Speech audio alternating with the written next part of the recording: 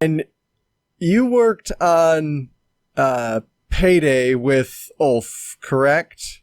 Yes, on both Payday games, yeah. How did it come about that you guys decided to go in such a different direction? Like, obviously, Payday's still cooperative, but not any sort of sci-fi setting.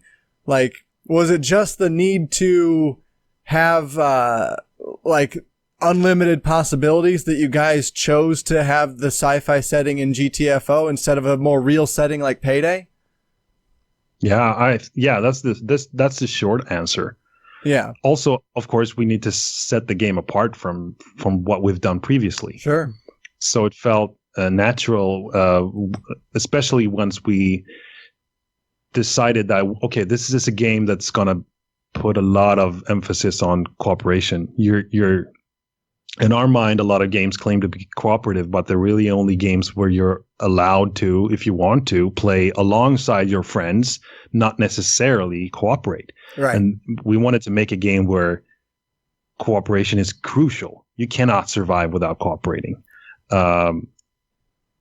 One player cannot carry a team. Like, you need to, everyone needs to be on point. And once you start playing the least bit, sloppily or absent-mindedly in GTFO, things go south really quickly. Really quickly. So we wanted to make that sort of a game. And then it felt sort of natural to go into horror themes and horror territory, even if, like, we realized that it's not going to be scary in the same way that those scripted games are, where it's like, it's a single-player game, you're a little girl with a flashlight going around, and it's like, those are super creepy, I'm sure. Right. I played a little bit of those.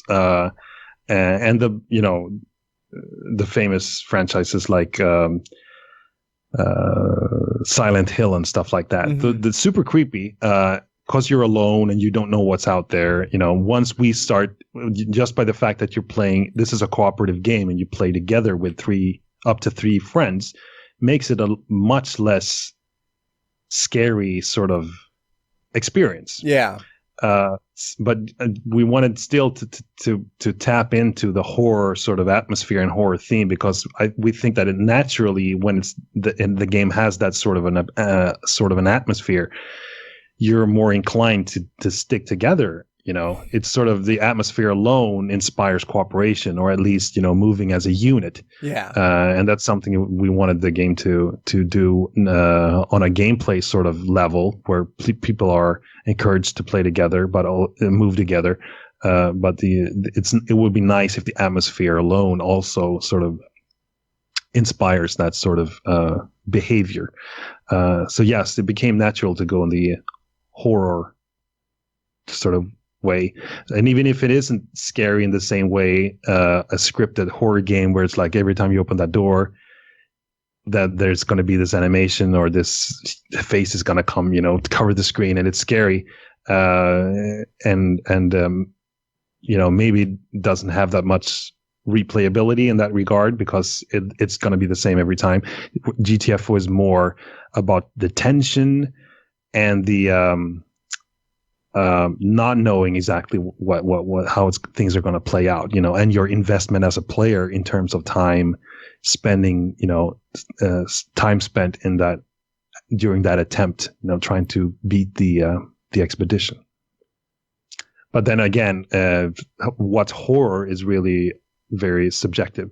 And we've seen videos of people on YouTube playing GTFO, screaming from the top of their lungs, when they open a door and there's a monster on the other side. And that's not a scripted thing. That just happened because the random placement of the monsters happened to place the monster right there. So it's interesting. It's not sandbox, but it's sort of like more of you're just dropped down into this playing field, and then it's, the RNG sort of gods might have put something together that we didn't even anticipate, Yeah. You had mentioned that one of your teammates has a really high-pitched scream like a girl. Is that the scream that you hear during the game's opening? No, actually not. But it would be a good idea. What I was gonna say, I forgot because I tend to have these wordy answers. But what I forgot when I was talking about that was that it was mostly Ulf and I, making these weird noises. Yeah. And then he was like, so maybe I can try something. I can scream pretty high pitched, and we're like, okay, yeah, sure. And I didn't really believe that it could be anything, spectacular, right? And then he just went into that closet and and we were like, was there a girl in there that we didn't see or something, because it was so high pitched. And that's actually on my Instagram. Okay. When he looks out the door, he does like two screams inside, and then he opens the door and like looks into the camera, like proving that it's him. Right. It's very high pitched. I cannot go that high even in falsetto, Right. We'll have to check that out. That sounds awesome. So we're going to get some more details about the game starting tomorrow, you had mentioned. Does that include anything about a release date, or are you going to do like a alpha preview kind of deal where it goes into something like Steam's game preview program, or are you guys just like targeting a full release? We're gonna go into early access. Yes, and that's what. Thank you. Early access. That's on the Steam store page. So okay, that's public information, and we've been clear about that. But it's said it has said 2019 for a while, and there's not a lot of 2019 left. So it's tough, we're such a small team, and anyone, getting sick or anything not working in the way it was supposed to do is hard to tackle, it's hard to handle when we're so few. It's a very, very vulnerable unit, our little development team. So, but yes, we're still aiming to get the game into early access in December. Awesome. Wow. Awesome. Yeah. And we want to have a beta test between now and the early access release. Oh wow, we're gonna get to play it again. Get to play it again pretty soon. So all right, yes, one thing we talked about last time. I was like, hey man, when's this game supposed to be released? Like, I believe it's 2019. Went to the 10 Chambers website and I was like, yeah, it says 2019. There's not much of it left. Like, that was literally the joke that we made. Just him and I chilling together, looking up some more info about the game. So that's funny that you brought it up as well. Had the alpha not gone, as well as it did, we found a lot of bugs, but by and large, the game is stable. It's pretty well polished.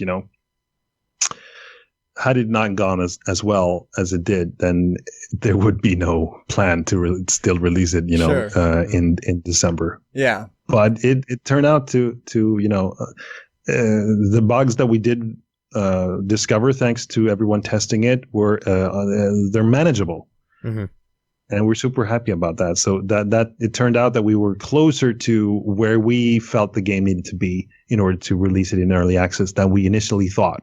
Yeah, and that's in part because we worked on the alpha for so long. So it's like, we call it an alpha, but it's very polished and finished for being an alpha. Really, it's almost like more like I guess a beta would contain more features, more tools and more of the monsters that we want to have in the game. But visually, it's very close to what we want to do, and the reason is really, we started thinking about, we want to try some stuff out that we want to make sure that they really work.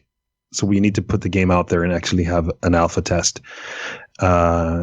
Initially, we were like, okay, it doesn't have to be polished. It doesn't have to look good. We just want to test the network code, blah, blah, blah. And then we started thinking, okay, we don't have a marketing budget, and we're not going to, we can have people sign an NDA in the beginning when they launched the alpha, and that might discourage people from streaming the game or putting the alpha footage up on YouTube and stuff. But if someone does that, we don't have the capacity or the budget or anything to enforce an NDA, really. Right. We would be in the right, obviously, but it would take too much money and time to yeah. And then by then, the video footage is already out there anyway, so the damage is done. So we started thinking, okay, the best way to do it is really to polish the game more than we had initially thought, and make the alpha a really polished product that looks good and sounds good and plays really good.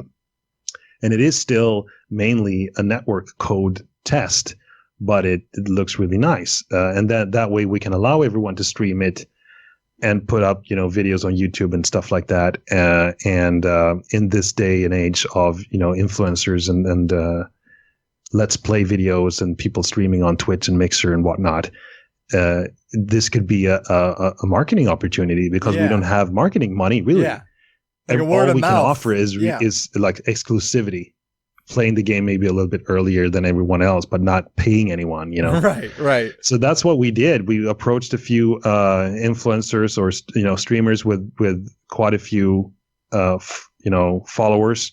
We started off with the ones that dropped by our closed off booth and played the game behind closed doors on E3 2018. Yep. So we figured that those people were really interested in the game, and we saw them as sort of early adopters.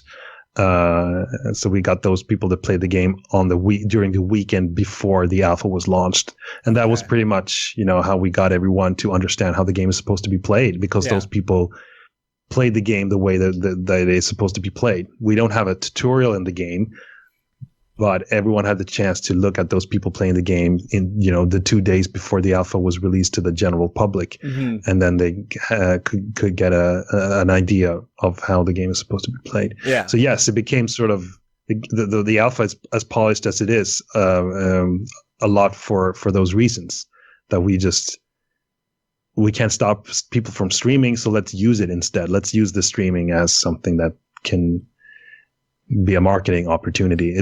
We realize that the alpha is going to be the first impression a lot of people get from this game, so let's not make an unpolished, for sure. People, it could say like on a watermark on the screen that it's an alpha, but it doesn't make people, a lot of idiots, I'd say, would still, complain about, things not looking final and stuff like that, even though it's an alpha. And it's nice when people complain about, even though it's polished, people still complain about stuff, and we can always say, well, it's an alpha. We still have that. Right. We still have that card to play.